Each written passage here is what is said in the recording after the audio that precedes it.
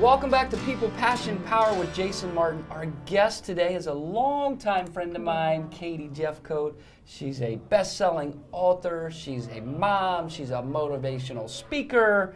She's working on some private groups for content.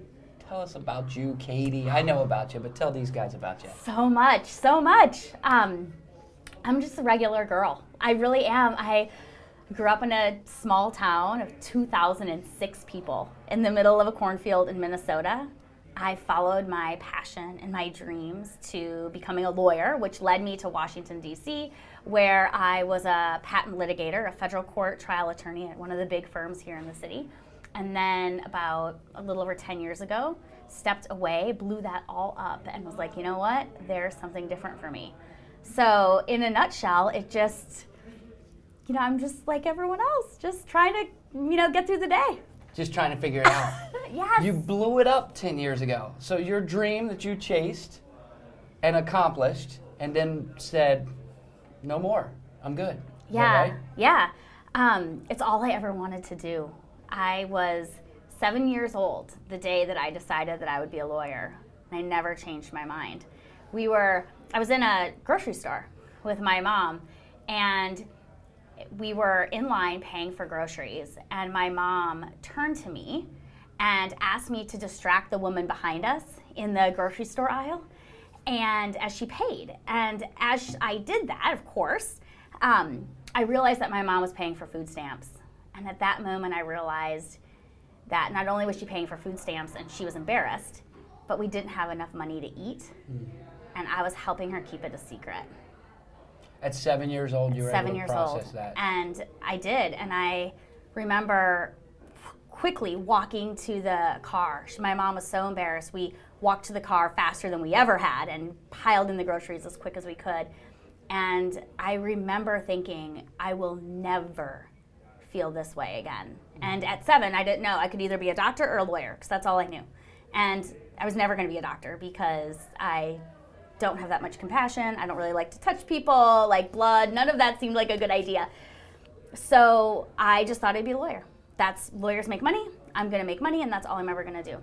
And I never wavered, not for one single second. I was always going to be a lawyer. And that's exactly what I did. Well, first off, that's fascinating. At 7 years old, I think I was worried about how quick the kickball game was going to start, not what my career was going to look like. So that in its own is very, very unique. Your memory of that experience with your mom, it's crystal clear, isn't it? You can see you can probably see the clothes you wore that day. Mm-hmm. I can feel it. Yeah. I can feel it. It was one of those like life-changing moments. You just don't forget it. And not until about 2 years ago did I bring it up with my mom and tell her that I remembered that day. And it was the exact same way she remembered it. What did she say when you shared that story with her? She was embarrassed. It was just a time where my parents had just struggled a little. It didn't last long, but it was enough to be so impactful. My mom had always had so many jobs trying to make ends meet. And she was a hustler. Like, she was always going to make it work. And I saw that from such an early age. And, there's a lot of shame in that. And there shouldn't be, really. But there was, and there still is for her. And when I started to share this story, she was open to it. I mean, obviously, I talked to her about it. Mm-hmm. And she just said, it's your story to tell. When did you start telling the story to people? Probably about 1.5 years ago, maybe 2 years at the most. So we're not going to tell everybody your age, but you kept that with you for a long, long time. Yeah. How'd you get the courage to start telling it, and why did you start telling it? I started to realize that financial worthiness wasn't a descriptive, it didn't mean that you didn't have any self-worth. And I think financial worthiness and self-worth had become one and the same for so many of us, and for me, trying to be a lawyer, right? All I wanted to do was make money so that I would never feel that shame again. And what I realized was that financial worthiness wasn't in the form of money, but could be in the form of lots of other things. Love, just the way that you have harmony in your life, and all of that those things. And, Yeah. you know, I think like you grow up. You know, like in your 40s, it just seems different. I don't know. Seems Maybe different. it's cliche. I don't know. I don't know. I feel the same way. I'm more confident now. Yeah. Why do you think people hold back on their feelings, hold back on the conversations? What took you so long to have the conversation? I think you're embarrassed. I think you're embarrassed. You're afraid how people will judge you. Mm-hmm. And they do. They do. They do. I think people do judge you, like, regardless of what you're trying to do, right? Like, regardless if it's putting yourself out there because you have a passion project you love or you have an opinion about something, like, somebody's always judging you. And I think when it feels like it hits really close to home, it's part of your, like, core, you don't want to be judged. How's it feel? You're a year or 2 years into sharing it. What have you been? You've been judged. Yeah, and but I think there's something very powerful in speaking your truth and living your authenticity. And I think what I've learned is that this is just one step. This is just one story of an amazing life, right? And it also helps remind people sometimes of like where you've come.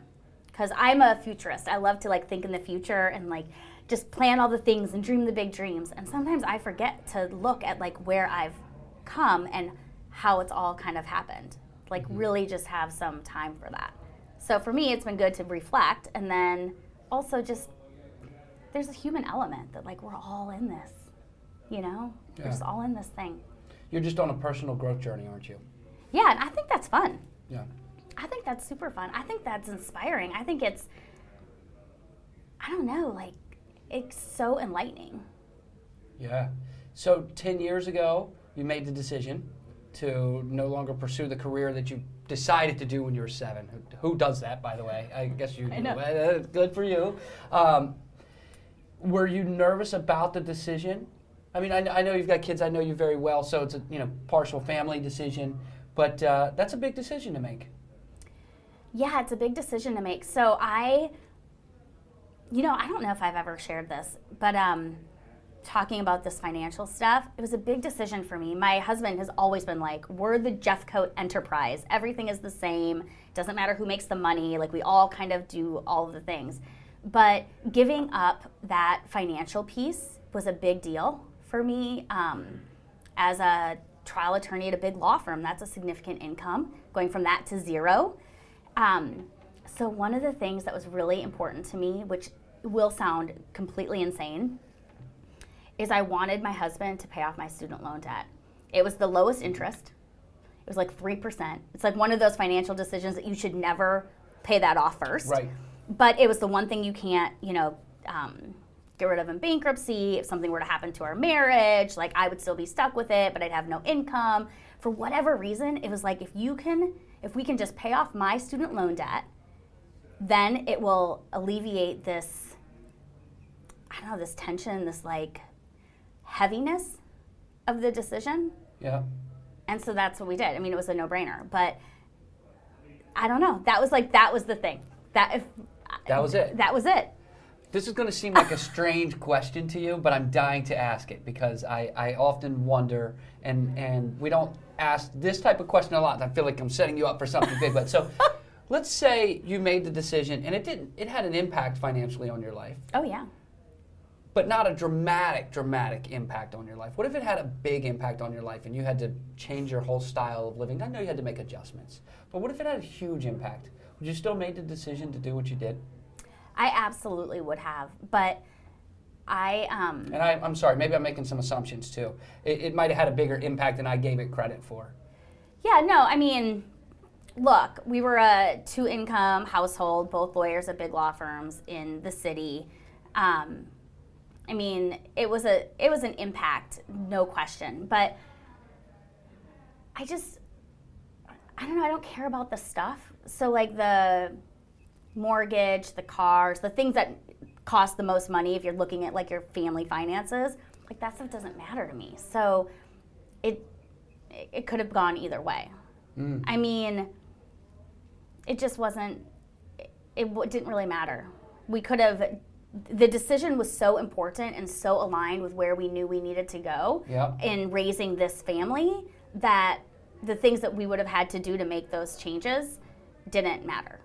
Got it. I mean, like as our real estate agent, like we bought a house that we could afford, and then we had to grow into something different. Like, it's just part of the way it goes, but it was worth it for us. Yeah. So now you're on the journey, you're on the path, the happiness path, we'll call it. Well, isn't that fun? Yeah, that's fun. You seem to be on it. What's your mindset right now? Like, you're ready to take on the world? How's Katie Jefcoat thinking right now? Yeah, I'm ready to take on the world. This is the thing. I believe we all have choice. And the minute that we can just realize that we're in control because of our choices, then we can do whatever we want. I get to choose how I wake up every single morning. I get to get out of bed, and I get to decide what this day is going to look like in my mind. And I also get to choose how I respond to things I can't control. And that gives me the control for me to just live in my happy place. So that sounded really easy. Yeah. It's not. It's not. So how do you do it? Yeah, you practice. You have to practice. None of this just happens, right? It's like yoga or meditation or going to the gym or writing. All of these things take practice. And I think every day I'm a glass is half full all the time. And so every morning I'm like, you know what? I'm going to crush it. It's going to be great. And time after time after time, you start to believe it. And then you start to act as if it is. And when you can start to act as if it is, it will be. I love that right there. I love that. How good are you at sticking to your daily priorities? I'm pretty good. But this is what I tell myself, and this is what I tell all of my friends too. 80% of the time, I have non-negotiables that I think are really important. I try to do certain habits and certain activities, but it's 80% of the time. Like, none of us are perfect. And the minute we try to achieve this 100% or this aggressive goal, we're setting ourselves up for failure. But we can do anything 80% of the time. And anything 80% of the time. Okay. Yeah. Do you think as a society we give too much credit to people? We think people are successful, they're financially independent, they're athletes, they're authors, they're motivational speakers. Do you think we give people too much credit? In reality, they're all facing the same challenges we are? I think so. I do. We're all just trying to get through this thing we call life. And we all have different ways to do that. And not one way is better than the other.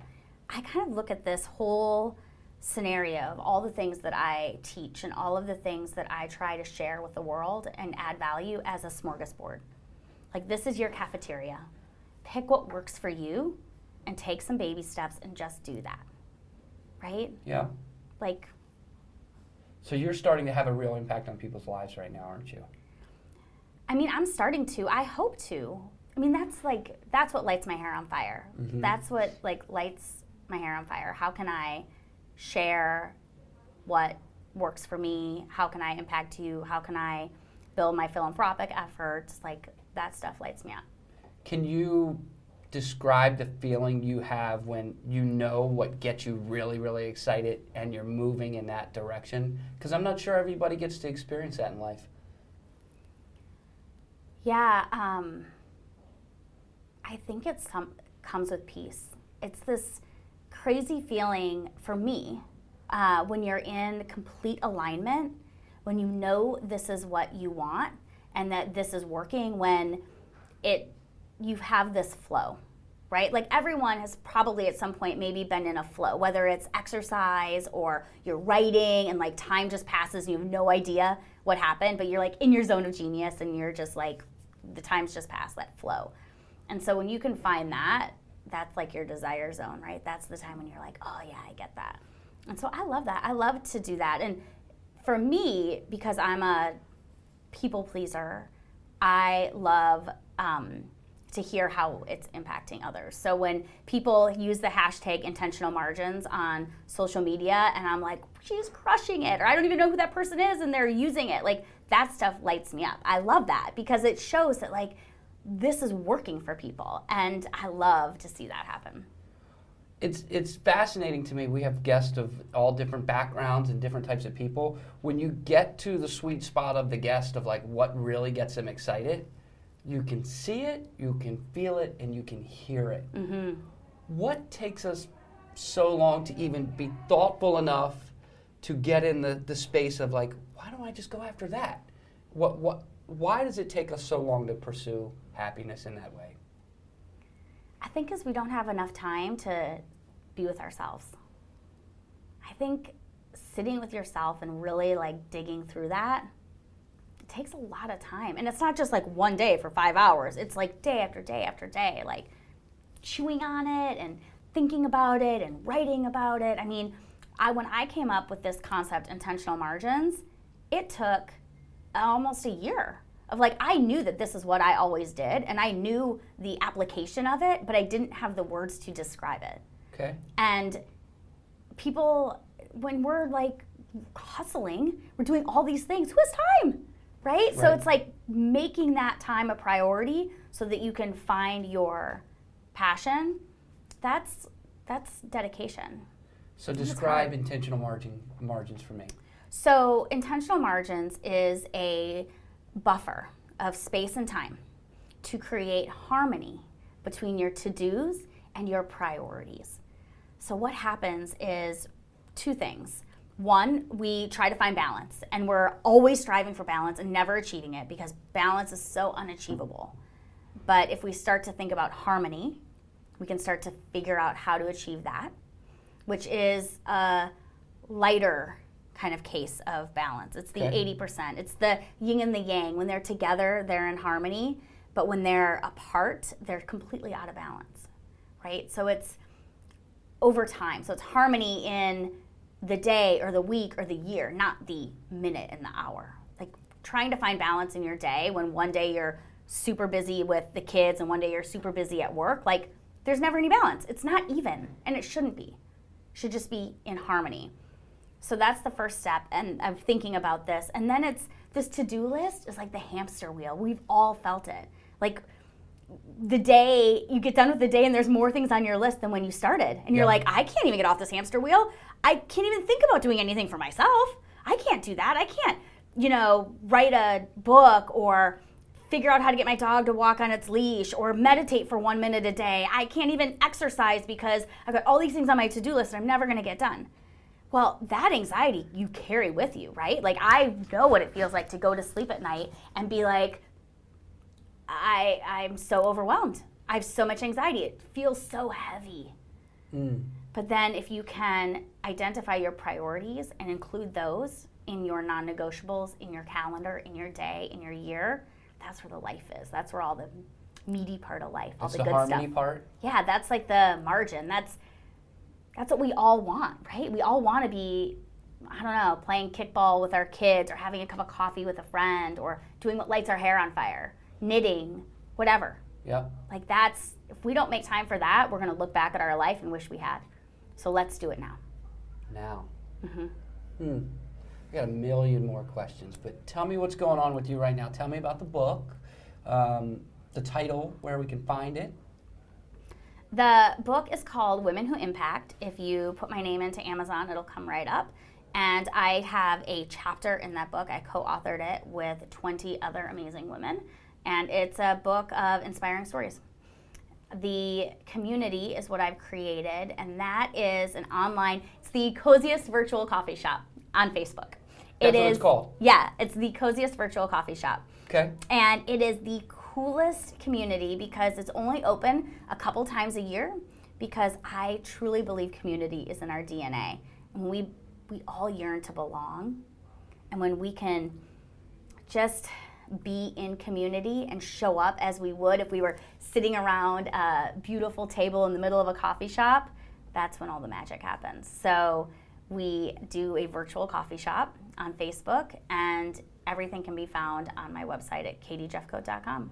Super simple. What's next for you? Where are you going from here? What are you thinking about? Are you thinking in 5-year blocks, 10-year blocks? You think in the future anyway. I know you do. I just don't know what's in the brain. What's going on? Where are you going? It's all about building the community. There is something really special about where this has started that I know has a mission for a bigger philanthropic effort. So we give away $1 of everybody's membership to a charity that the community chooses every single month. And it's really special, and I know that we can do even more in our local communities and broader. So there's a philanthropic mission that we're all really passionate about. And the message is spreading, and people want to get in on it. So if you are on the wait list, you start to see what's happening through the emails, and then when the community opens, you'll be the first to know. And it's a really special place. There's nothing like it. It's a feeling. It really is, and it's just the most amazing individuals. Who's in it, and who's it for? Yeah, so it's really for the ambitious individual that's looking to just take 2 steps back from that cliff of overwhelm. Because what we found is it's a practice. So it's like yoga, right? Every day you're learning more yoga. You're always getting better. And I feel like this whole idea of overwhelm is like that too. So what are the tools that we can use to take 2 steps back? And that's a practice. So we do master classes and member spotlights, and we do all these things to just be in community and really understand boundaries and self-care and saying no and all of that. And the members are really a lot of different individuals. We have actors, film producers, freelance writers, real estate agents, CEOs, trade association CEOs, people from all over the world, just in community talking about intentional margins, finding that harmony between your to-dos and your priorities. And it's almost hard to explain because it's just a feeling, but it's really special. It's a real thing. Mm-hmm. We talked about it earlier before we started this episode. As people feel like the overwhelm cliff, is that what you call it? What do we call it? The cliff of overwhelm? I don't know. Yeah. And everybody approaches that.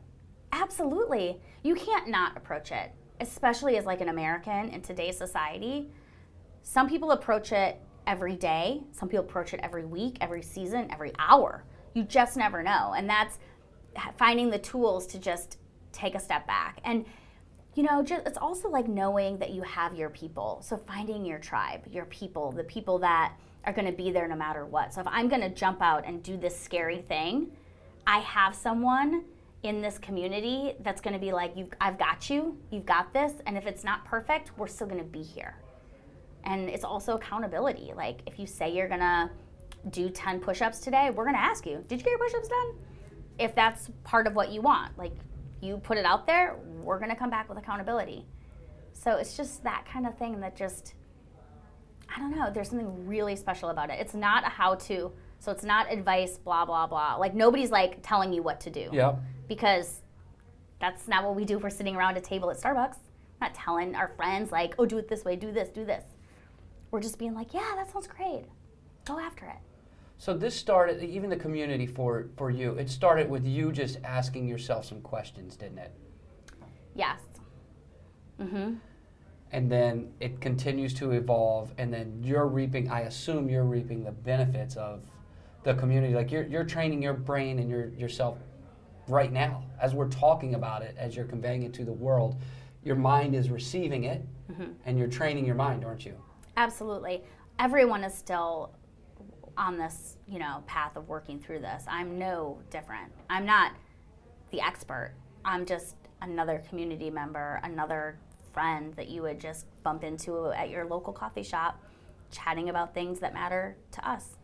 You're not the expert, but you are putting time into thinking about it. You're spending time looking at the people in the community and understanding it. So while you may not be the self-proclaimed expert, I'd like to think you're starting to move into that direction. Whether how you define expert, I don't know, but you're certainly more knowledgeable because you're spending time in the space thinking about it. So. Yeah, I am, and I'm curating some really strong content that's delivering results for people. And I'm bringing other people in that are the expert in whatever it is their craft is and exposing the membership to those people so that they can all have this, better awareness of whatever. We did a feng shui masterclass. Some people were interested in it. It was their smorgasbord. If they wanted to push play, they could. Brought in an expert. Fun. we're going to keep track of Katie Jefcoat. We're going to check back with her in a couple of years and see how she's thinking, what she's doing, how big or small, whatever you want the community to be. I'm fascinated by you, and I'm grateful to be your friend. And keep doing what you're doing, because whatever path it's on, I think you're in a good direction. And thanks so much for being a guest. And we'll check back. We'll hear more from Katie Jefcoat.